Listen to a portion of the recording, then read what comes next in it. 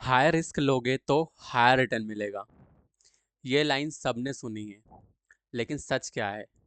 High risk लेने से high return guaranteed होता है या सिर्फ हाई लॉस का चांस बढ़ता है? आज हम रिस्क वर्सेस रिवॉर्ड का रियल मैथ समझेंगे। अब मैं तुम्हें कॉन्सेप्ट एक्सप्लेन कर देता हूँ, ठीक है? तो फाइनेंस का एक basic principle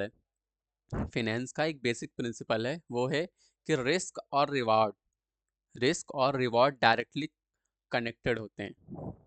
low risk asset यानी एफडी सेविंग अकाउंट यानी लो रिटर्न, एफडी सेविंग अकाउंट में लो रिटर्न मिलता है। मीडियम रिस्क यानी डेप्ट और हाइब्रिड फंड यानी मॉडरेट रिटर्न। और high risk equity, small cap या फिर ट्रेडिंग, इसमें हाई रिटर्न पोटेंशियल होता है, लेकिन रिस्क भी बहुत ज़्यादा होता है। तो मैंने ये तीन चीज़ें बताई। लो रिस्क के लिए एफडी और सेविंग अकाउंट है ना, लो रिटर्न देता है। और मीडियम के लिए डेप्ट और हाइब्रिड फंड, जो कि मॉडरेट रिटर्न देता है। जो हाई रिस्क और ज़्यादा रिटर्न देता है वो है इक्विटी, स्मॉल कैप और ट्रेडिंग। तो ध्यान रहे, हाई रिटर्न पॉसिबल है लेकिन गारंटी नहीं।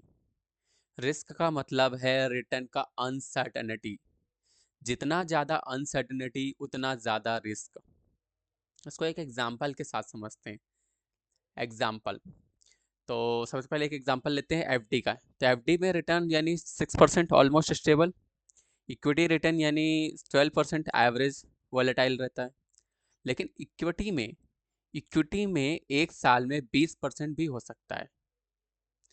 अब दूसरे एग्जांपल के साथ समझो कि अगर कोई स्टॉक 50% गिरता है तो ब्रेक इवन होने के लिए 50% नहीं, 100% रिटर्न चाहिए होता है। यही रियल रिस्क है।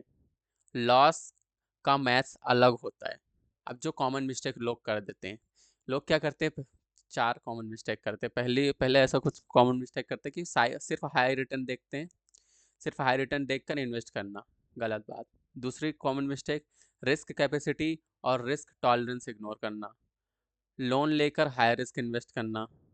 और चौथी और आखिरी, शॉर्ट टर्म में लॉन्ग टर्म असेट्स इवेल्यूट करना।